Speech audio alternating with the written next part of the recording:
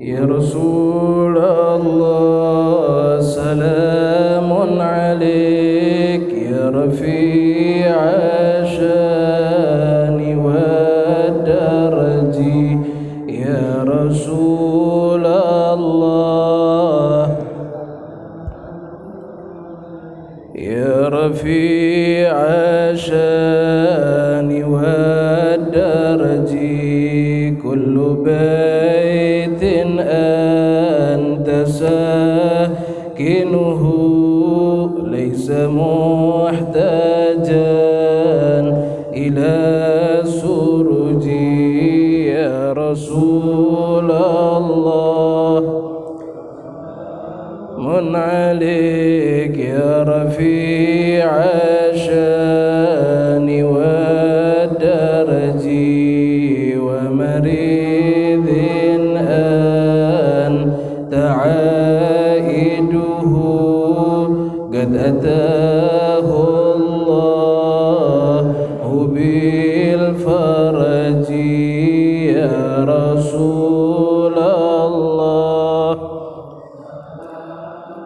عليك يا رفيع الشان والدرج وزمان أنت حاكمه زلم فيه من العوج يا رسول الله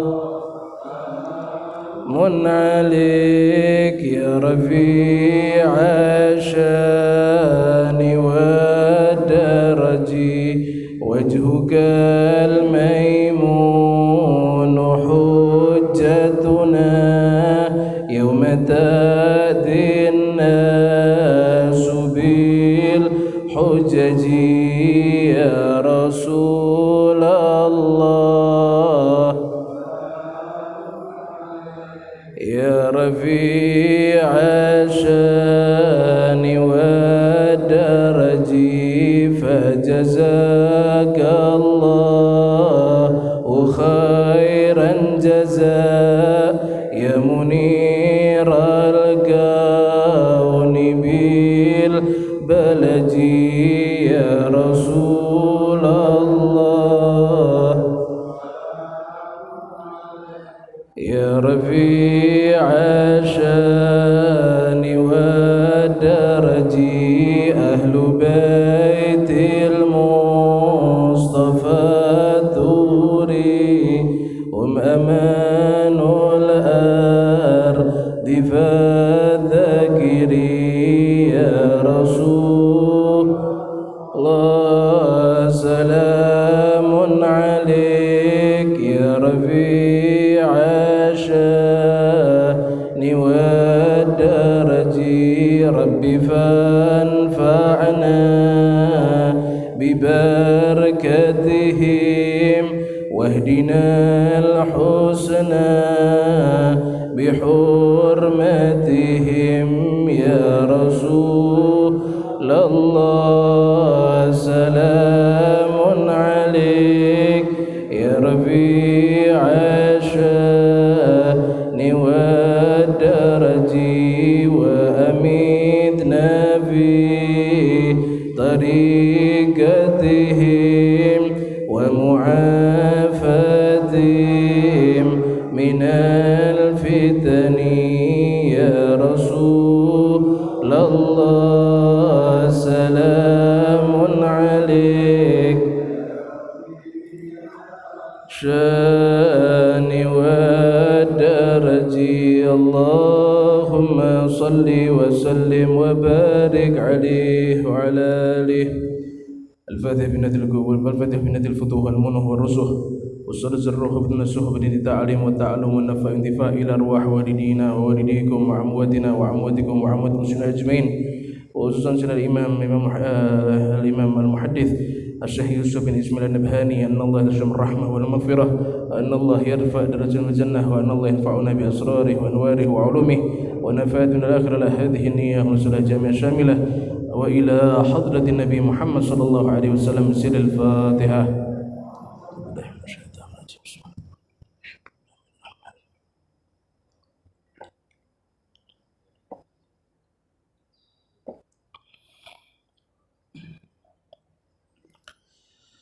Bismillahirrahmanirrahim. Assalamualaikum warahmatullahi wabarakatuh.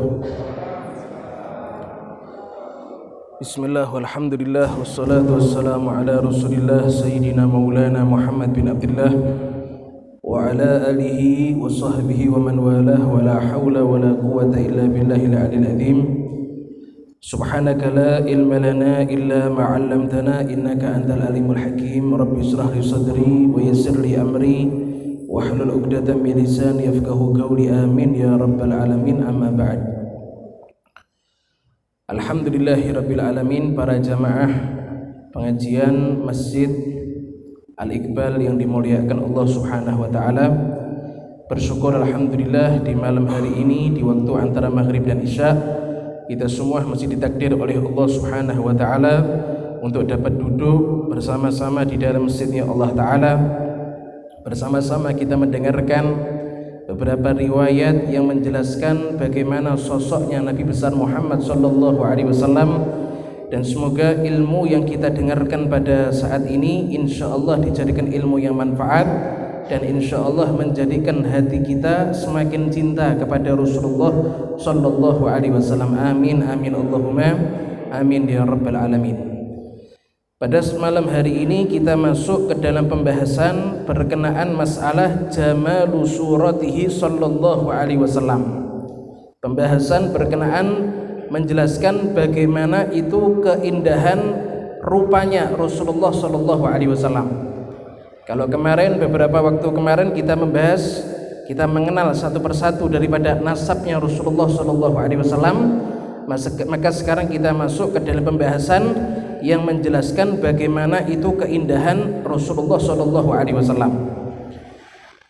Dikatakan qala fil mawahib i'lam anna min tamamil iman bihi sallallahu alaihi wasallam al iman bi anna Allah ta'ala ja'ala khalqa badanihi syarif ala wajhin lam yadhar qablahu wala ba'dahu khalqu adamiyyin mithlu. Ini dikatakan bahwasanya kita semua ini harus mengetahui,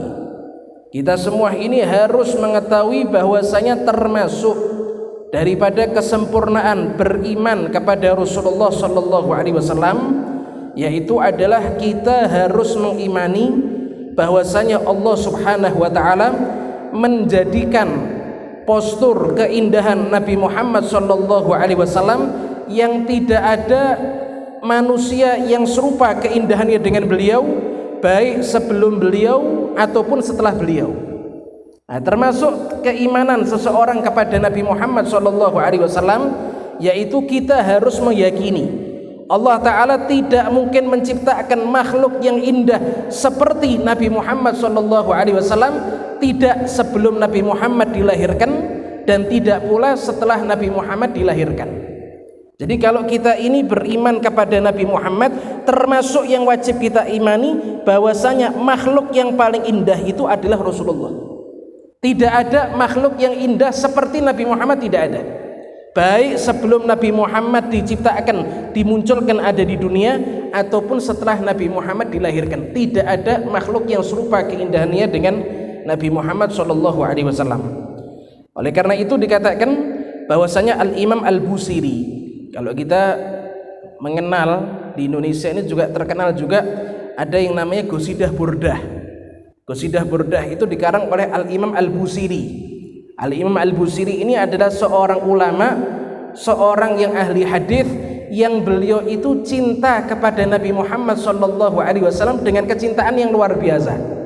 Imam Busiri itu beliau punya bait-bait qasidah yang memuji Nabi Muhammad SAW, disebut dengan Qasidah Al-Burdah. Ini banyak dibaca, ada di kampung-kampung, ada di masjid-masjid, ada di majelis ta'lim. Qasidah Burdah ini sering dibaca, karangan daripada Al-Imam Al-Busiri. Itu di antara Qasidah Burdah Al-Imam Al-Busiri, beliau mengatakan fahuwallazi tamma ma'nahu wa suratuhu thumma astafahu habiban bari'un nasami munazzahun an syarikin fi mahasinihi fajauharul husni fihi ghairu munqazimi. Itu diantara bait-bait Qasidah Burdah Al-Imam Al-Busiri, beliau mengatakan bahwasanya Nabi Muhammad sallallahu alaihi wasallam itu adalah sosok manusia yang sempurna secara zahir dan juga sempurna secara batin. Ya, Imam Busiri beliau mengatakan bahwasanya Nabi Muhammad SAW itu adalah sosok manusia yang sempurna, baik secara zahir ataupun secara batin. Zahirnya sempurna, wajahnya sempurna, postur tubuhnya sempurna, tangannya sempurna, kakinya sempurna, itu zahir. Begitu juga batinnya, hati dan akhlaknya. Tidak ada manusia yang lebih sempurna daripada Nabi Muhammad sallallahu alaihi wasallam. Munazzahun an syarikin fi mahasinihi. Allah Subhanahu wa taala menjadikan makhluk-makhluknya mustahil menyerupai keindahannya Rasulullah. Allah taala jadikan para makhluk yang ada di dunia, baik itu manusia ataupun jin ataupun matahari ataupun rembulan, segala makhluknya Allah taala yang ada di dunia dan ada di langit, itu Allah taala jadikan mustahil menyerupai keindahannya dengan Rasulullah. Makanya tidak ada makhluk yang lebih indah daripada Rasulullah sallallahu alaihi wasallam. Baik yang di bumi maupun ada di langit, tidak ada yang lebih indah daripada Rasulullah sallallahu alaihi wasallam. Nah, itu dikatakan di dalam suatu riwayat bahwasanya orang-orang Arab zaman Nabi Muhammad sallallahu alaihi wasallam itu kalau sudah masuk malam bulan purnama, kalau masuk pada malam padang bulan itu malam keberapa? Malam keberapa Pak? Malam 15, malam 16, itu padang bulan. Bulannya itu bulan purnama. Orang-orang Arab itu mereka punya kebiasaan, kalau sudah masuk malam bulan purnama, maka mereka itu satu keluarga keluar daripada rumah masing-masing, mereka menggelar tikar atau menggelar kain seperti itu, kemudian mereka satu keluarga duduk ada di atas kain menyaksikan bagaimana keindahan rembulan. Itu orang-orang Arab zaman dahulu. Kalau zaman sekarang mau padang bulan atau tidak padang bulan, malam saat keluarga nonton TV. Nah, ini zaman saat ini. Tapi kalau zaman dahulu, zamannya Kanjeng Nabi niku, kalau sudah malam padang bulan, mereka keluar serentak satu rumah, duduk di depan rumah, di lataran rumah, mereka menikmati bagaimana itu keindahan rembulan. Indah luar biasa. Iya, itu dikatakan ketika mereka sedang menyaksikan bagaimana itu keindahan rembulan, sumpeknya mereka hilang karena terselimurkan dengan keindahan yang ada di rembulan, keindahan yang ada di langit, langit yang gelap jadi terang karena ada rembulan. Sumpeknya mereka hilang ketika melihat pemandangan seperti itu. Subhanallah, selang berapa saat Nabi Muhammad sallallahu alaihi wasallam beliau melewati orang-orang yang sedang melihat rembulan. Maka dikatakan sama orang-orang tersebut, ketika kami melihat rembulan, kemudian kami melihat Nabi Muhammad sallallahu alaihi wasallam lewat di hadapan kami, maka kami menyaksikan rembulan, kemudian wajahnya Rasulullah, kami lihat lagi rembulan, kemudian lihat lagi wajahnya Rasulullah, kami bandingkan mana yang paling indah, wajahnya Nabi Muhammad atau rembulan. Maka mereka mengatakan sungguh wajahnya Nabi Muhammad sallallahu alaihi wasallam lebih indah daripada rembulan. Nah, ya dikatakan sama para sahabat seperti itu. Mereka kalau sudah padang bulan senang mereka, sumpek-sumpek, utang-utang hilang karena ngelihat keindahan rembulan. Tapi ketika mereka lagi sedang menyaksikan keindahan rembulan, sedang menghayati kenikmatan, mata mereka itu merasakan nikmat ngelihat padangnya rembulan, ngelihat wajahnya Nabi Muhammad, mereka lebih nyaman lihat wajahnya Nabi Muhammad sallallahu alaihi wasallam. Makanya termasuk yang wajib kita imani, Allah tidak menciptakan makhluk satupun yang setara keindahannya dengan Nabi Muhammad sallallahu alaihi wasallam. Tidak. Satu-satu makhluknya Allah yang paling indah adalah Nabi Muhammad sallallahu alaihi wasallam. Nah, kita mengenal Nabi Allah Yusuf. Nabi Yusuf niku terkenal apa, Bu? Tampan. Nabi Yusuf niku terkenal tampan. Sampai-sampai dikatakan ketika Nabi Allah Yusuf alaihissalam itu melewati para wanita ada di pasar, para wanita sedang motong apa? Apel. Ketika Nabi Yusuf melewati para wanita yang ada di pasar, para wanita sedang memotong buah apel, maka ketika itu para wanita tersihir dengan ketampanan Nabi Allah Yusuf alaihissalam. Mata mereka melihat wajahnya Nabi Yusuf, tangan mereka masih melanjutkan motong apel. Maka ketika mereka merasakan keindahan, tersihir dengan keindahan Nabi Yusuf, tidak terasa ternyata yang dipotong adalah tangannya sendiri, dirijinya sendiri, jari-jari mereka dipotong sama mereka. Dan ketika mereka motong dalam keadaan tidak merasakan sakit. Kalau zaman sekarang ada yang namanya obat bius. Orang itu kalau waliyadzubillah min dzalik, kalau misalnya tangannya diamputasi, waliyadzubillah min dzalik, ketika orang itu tangannya diamputasi, dibius, tidak kerasa sakitnya. Lah ini para wanita yang menyaksikan keindahan Nabi Allah Yusuf alaihissalam, mereka merasakan memandang keindahan yang luar biasa, sampai-sampai mereka tidak sadar tangannya itu dipotong dan mereka tidak merasakan sakit sama sekali. Kenapa? Sebab mendapatkan obat bius dari wajahnya Nabi Allah Yusuf alaihissalam. Nah, saya mau tanya, Nabi Yusuf yang model indahnya wajahnya seperti itu, sampai-sampai orang ngelihat wajahnya Nabi Yusuf, saking nikmatnya memandang wajahnya Nabi Yusuf, sampai tangan itu tidak sadar dipotong. Saya mau tanya, orang zaman sekarang pernah tidak jenengan lihat orang tampan seperti Nabi Yusuf kayak gini? Sampai-sampai kalau lewat tidak sengaja motong tangan itu tidak kerasa. Saat tampan-tampannya orang tidak ada orang seperti itu. Ya, saat tampan-tampannya orang tidak ada orang seperti itu. Ini Nabi Allah Yusuf alaihissalam. Lah Nabi Allah Yusuf alaihissalam dengan Nabi Muhammad sallallahu alaihi wasallam, kira-kira lebih indah mana ini? Lebih indah mana ini? Nabi Allah Yusuf alaihissalam atau Nabi Muhammad sallallahu alaihi wasallam? Kalau dibandingkan mana yang paling indah, Nabi Muhammad jauh lebih indah daripada Nabi Allah Yusuf alaihissalam. Itu dikatakan bahwasanya keindahan yang ada di dunia, keindahan yang ada di dunia itu 50% Allah berikan kepada Nabi Allah Yusuf alaihissalam. Kemudian sisanya 50% Allah Ta'ala bagi ke setiap manusia. Yang laki dikasih bagian ketampanan, yang perempuan dikasih bagian kecantikan. Itu dari 50% itu. Sedangkan Nabi Allah Yusuf alaihissalam dikasih sama Allah Ta'ala 50%. Lah nek kula jenengan ini cuma gantengnya berapa persen ini? 50% dibagi manusia dari Nabi Adam sampai akhir manusia. Ngenten-ngenten sak persen nyampe mboten niki, Pak? Waduh. Kula jenengan iki sudah entek-entekan niki. Iya, bagiannya sak cuwilnya cuwil mungkin nih. Iya, ndaknya berapa persen wallahu a'lam. Itu ketampanan Nabi Allah Yusuf alaihissalam. 50% Allah berikan ketampanan kepada Nabi Yusuf. 50% sisanya dibagikan kepada seluruh manusia.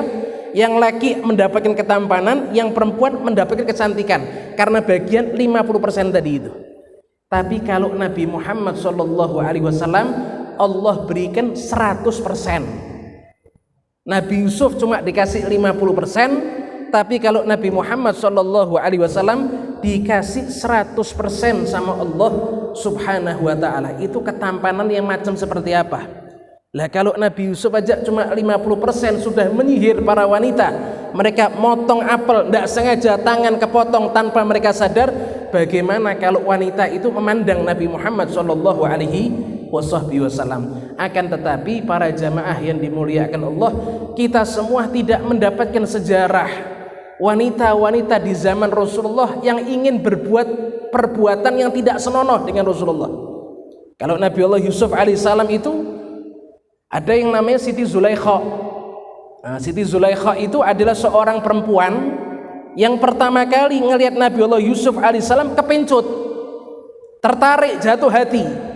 Sampai-sampai di dalam sejarahnya Nabi Allah Yusuf alaihissalam, Siti Zulaikha itu ingin menjadikan Nabi Yusuf itu terkerangkeng ada di dalam kamar, kemudian Siti Zulaikha bisa menikmati Nabi Allah Yusuf. Itu Siti Zulaikha kepengen berbuat seperti itu. Ketika beliau belum masuk ke dalam agama Islam, ketika beliau belum kenal kepada Allah Subhanahu wa taala, Siti Zulaikha. Tapi setelah Allah kasih hidayah di dalam hatinya Siti Zulaikha, maka ketika itu Siti Zulaikha tidak tertarik dengan Nabi Yusuf, tapi lebih tertarik untuk kepada Allah Ta'ala. Siti Zulaikha. Ada seorang wanita yang tertarik dengan Nabi Allah Yusuf alaihissalam, tapi kita tidak mendapatkan sejarah ada seorang wanita yang tertarik dengan Nabi Muhammad sallallahu alaihi wasallam sampai-sampai kepingin berbuat yang tidak senonoh. Sebagaimana Siti Zulaikha sebelum mendapatkan hidayah daripada Allah Ta'ala, tidak ada seorang wanita yang seperti Siti Zulaikha ingin berbuat kepada Nabi Muhammad SAW, padahal ketampanannya jauh lebih tampan Rasulullah ketimbang Nabi Allah Yusuf alaihissalam. Nah, itu dikatakan sama para ulama bahwasanya Nabi Allah Yusuf alaihissalam itu cuma dikasih sama Allah Ta'ala al-jamal. Jamal niku ketampanan. Tapi kalau Nabi Muhammad SAW dikasih dua sama Allah Ta'ala, al-jamal wal jalal. Allah kasih kepada Nabi Muhammad SAW dua hal. Apa itu? Al-jamal, ketampanan. Allah kasih kepada Nabi Muhammad. Al-jalal, kewibawaan juga Allah kasih kepada Nabi Muhammad SAW. Oleh karena itu orang-orang yang bertemu dengan Nabi Muhammad, mereka merasakan kenikmatan, mata mereka memandang Nabi Muhammad, tapi hati mereka takut dengan Nabi Muhammad SAW. Kalau kita mengkaji sirahnya Nabi Muhammad, itu nyuwun sewu para jamaah yang dimuliakan Allah, itu banyak pembesar-pembesar Arab ketika berhadapan di hadapan Rasulullah, mereka napa niku? Tartaid. Tartaid niku napa? Gemeter. Iya. Banyak daripada pembesar-pembesar Arab, para raja-raja, pemimpin-pemimpin suku Arab ketika bertemu dengan Nabi Muhammad SAW, mereka napa? Gemeter. Padahal Nabi Muhammad pakaiannya biasa. Nabi Muhammad tidak dikawal seperti raja-raja pada zaman itu. Tapi beliau adalah seorang diri. Tapi ketika raja melihat Nabi Muhammad, tartaid, gemeter. Kenapa? Sebab wibawanya Rasulullah itu luar biasa. Ya, wibawanya Rasulullah itu luar biasa. Berarti Nabi Muhammad itu jauh lebih tampan daripada Nabi Yusuf.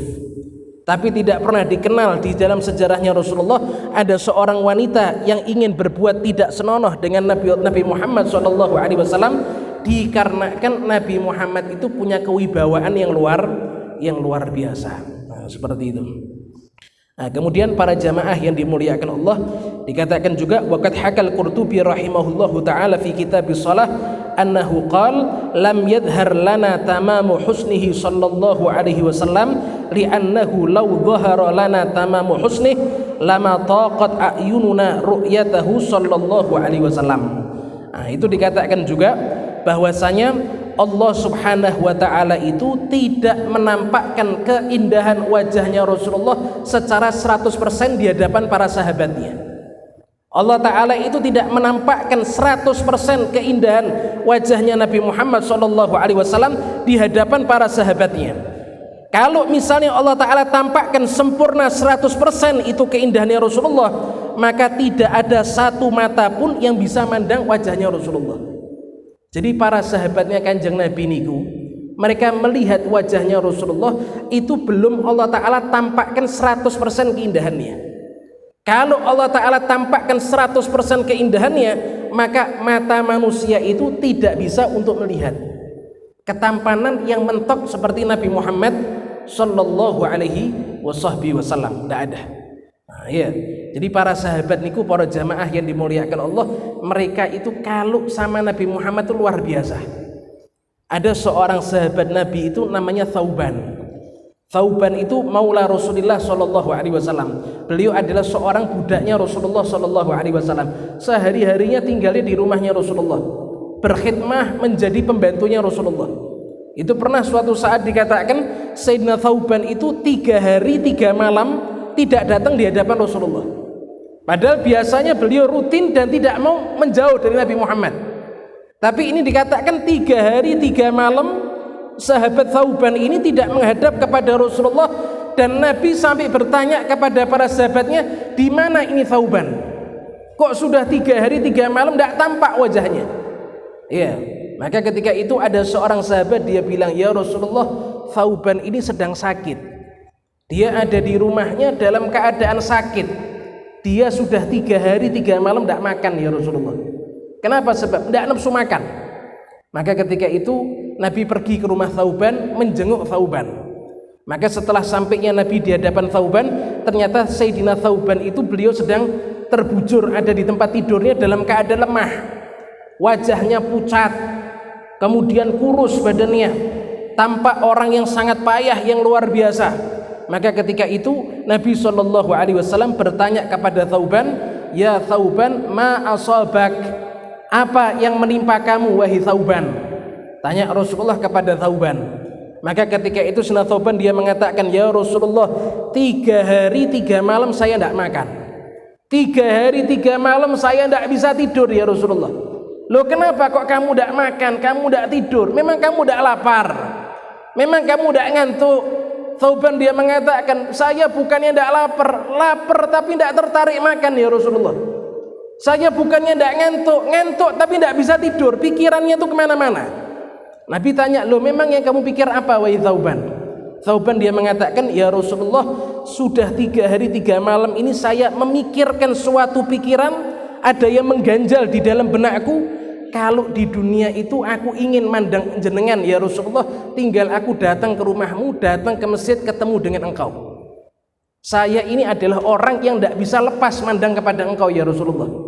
Saya ini adalah orang yang kalau tidak melihat engkau beberapa saat rindu untuk memandang wajahmu ya Rasulullah, kata Thauban ini. Tapi yang saya pikirkan ya Rasulullah, kalau di dunia saya mau lihat engkau gampang, tapi nanti di akhirat bagaimana ya Rasulullah? Andai kata saya masuk ke dalam surga, maka tentunya surgamu surga yang paling tinggi, saya tidak mungkin satu surga dengan engkau. Andai kata saya masuk ke dalam surga, pasti surgamu ya Rasulullah surga yang paling tinggi, saya tidak mungkin satu surga dengan engkau.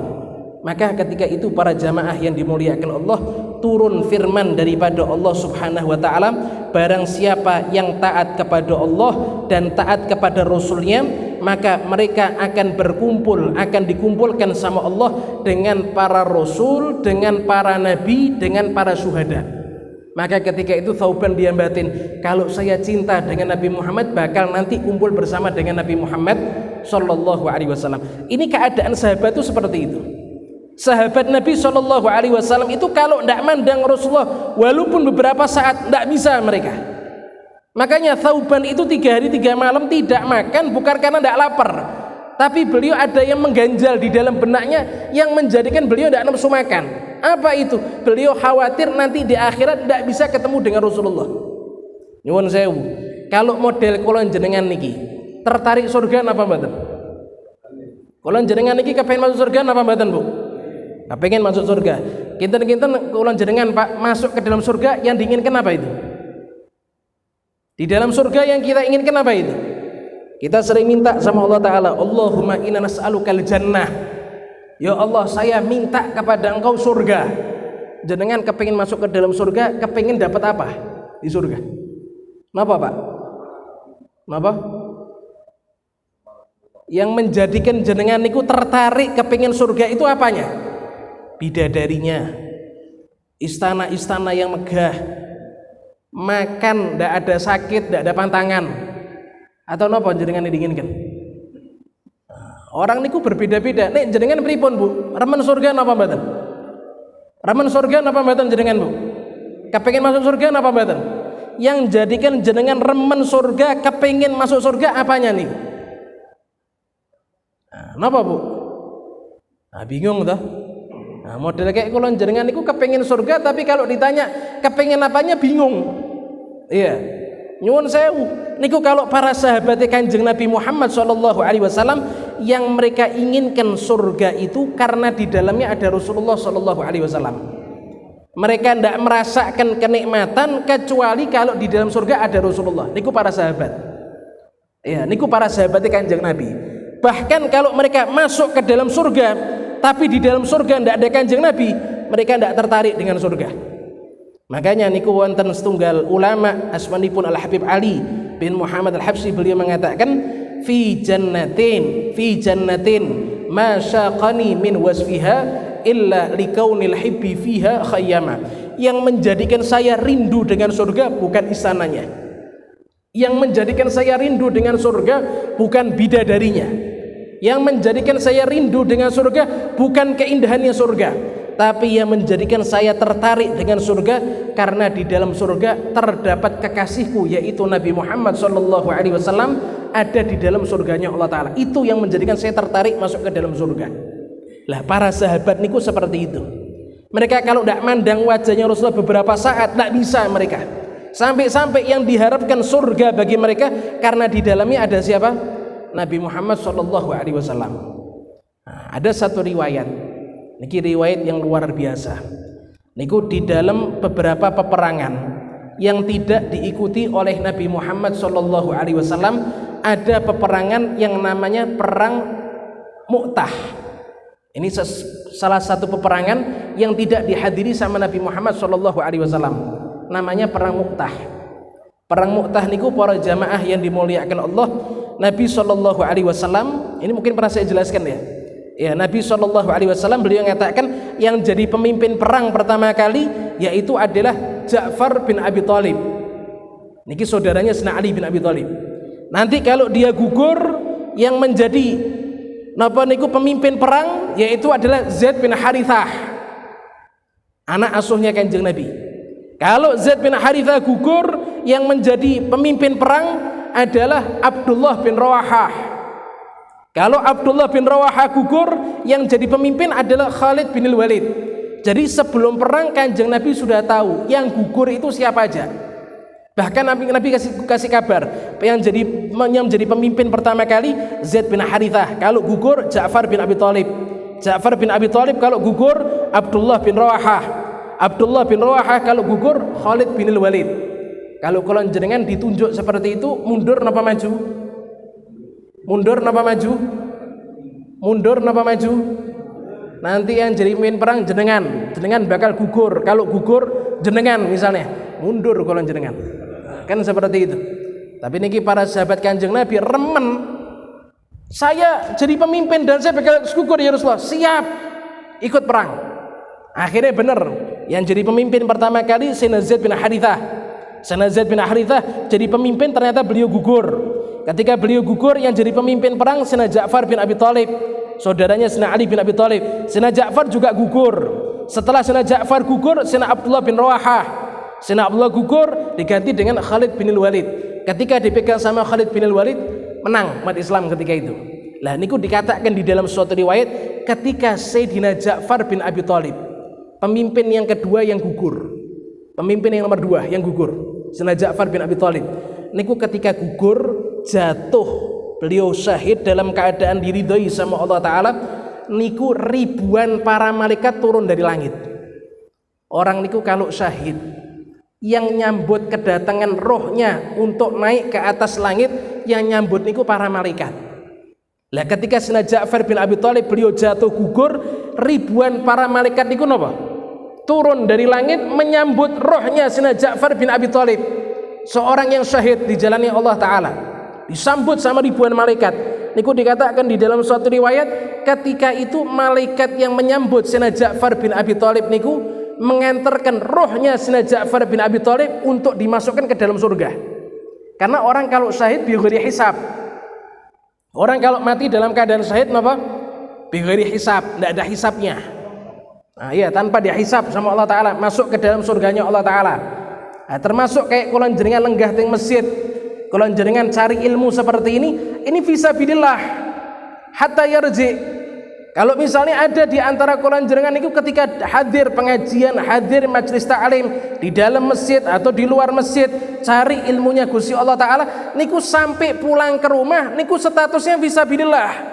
Nek misalnya belum sampai ke rumah jenengan meninggal, syahid jenengan. Lah niki Sayyidina Ja'far bin Abi Thalib ketika jatuh gugur syahid, ribuan para malaikat turun dari langit menyambut rohnya.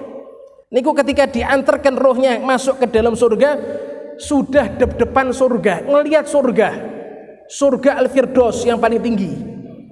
Itu Sayyidina Ja'far bin Abi Thalib tanya kepada para malaikat, "Afiha Rasulullah sallallahu alaihi wasallam?"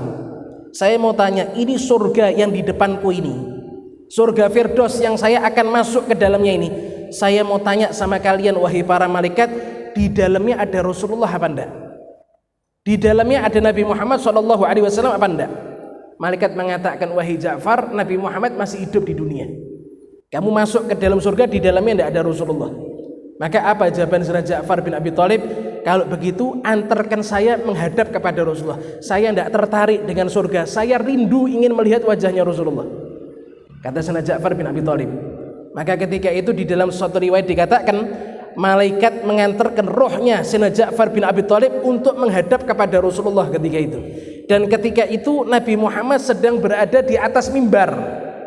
Beliau sedang berkhutbah, menyampaikan khutbah kepada para sahabatnya. Maka di pertengahan khutbah tiba-tiba Nabi Muhammad itu berhenti. Ketika Nabi Muhammad beliau berhenti, tiba-tiba Nabi Muhammad niku mengatakan waalaikumsalam warahmatullahi wabarakatuh. Waalaikumsalam warahmatullahi wabarakatuh.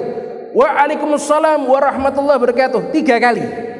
Sahabat mendengar Nabi menjawab salam padahal tidak ada orang yang salam. Ini Nabi sedang berkhutbah.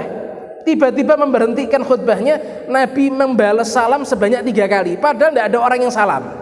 Selesai khutbah, Nabi cerita, kalian melihat saya tadi mengucap salam, menjawab salam sebanyak 3 kali. Kalian tahu siapa yang mengucap salam kepada saya sehingga saya berhentikan khutbahku, aku menjawab salamnya sebanyak 3 kali.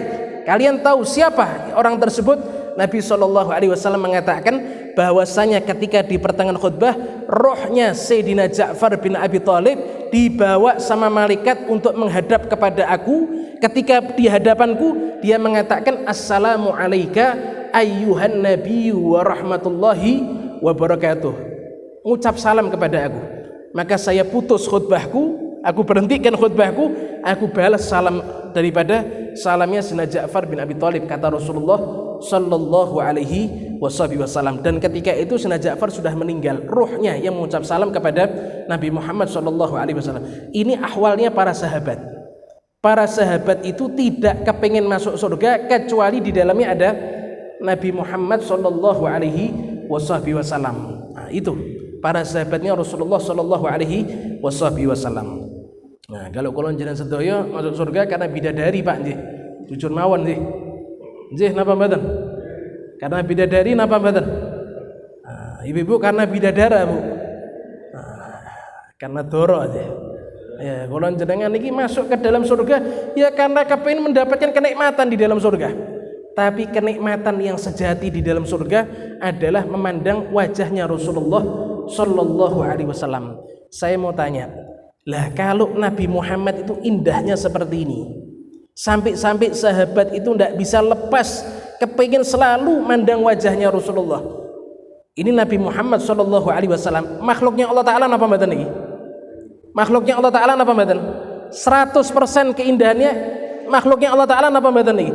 Makhluknya Allah Ta'ala. Lah kalau Nabi Muhammad makhluknya Allah Ta'ala indahnya seperti ini, padahal beliau makhluk yang Allah ciptakan, lah kira-kira keindahan Al-Khaliq yang maha menciptakan yaitu Gusti Allah Subhanahu wa Ta'ala, kira-kira indahnya seperti apa?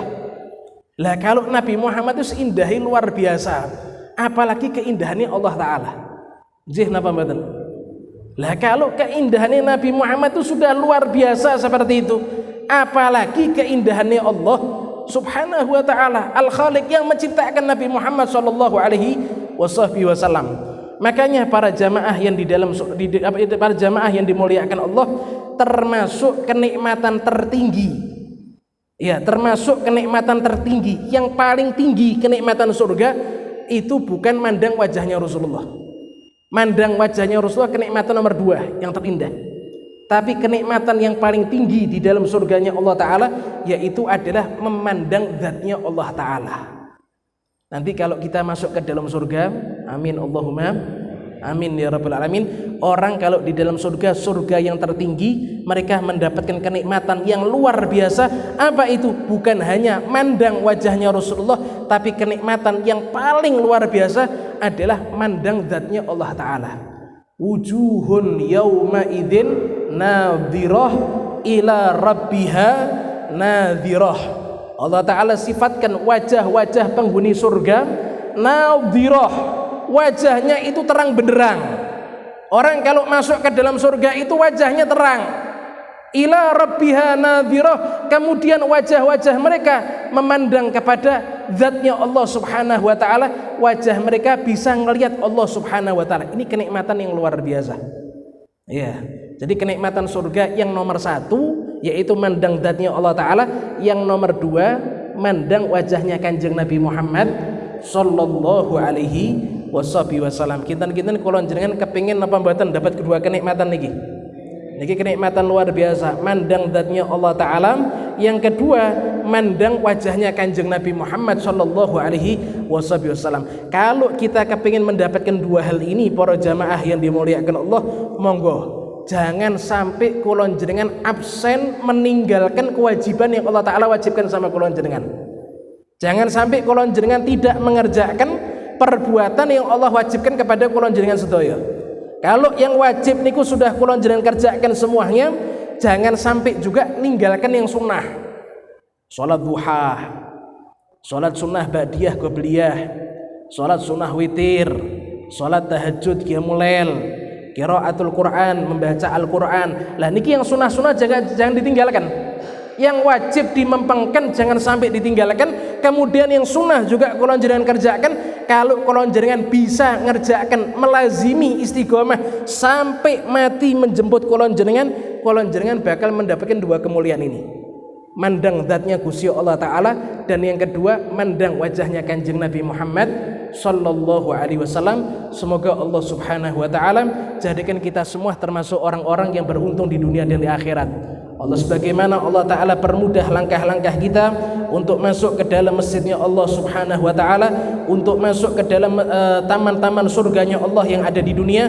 Insya Allah Allah permudah langkah kita untuk masuk ke dalam surganya Allah bersama dengan Nabi Muhammad sallallahu alaihi wasallam. Amin amin Allahumma amin ya rabbal alamin. Sallallahu ala sayyidina Muhammadin wa ala alihi wasallam walhamdulillahi rabbil alamin. Bisirril Fatihah. Bismillahirrahmanirrahim. Alhamdulillah. Ya kana udiya kana nasta'in, shiratal mustaqim, shiratal ladzina an'amta 'alaihim, ghairil maghdubi 'alaihim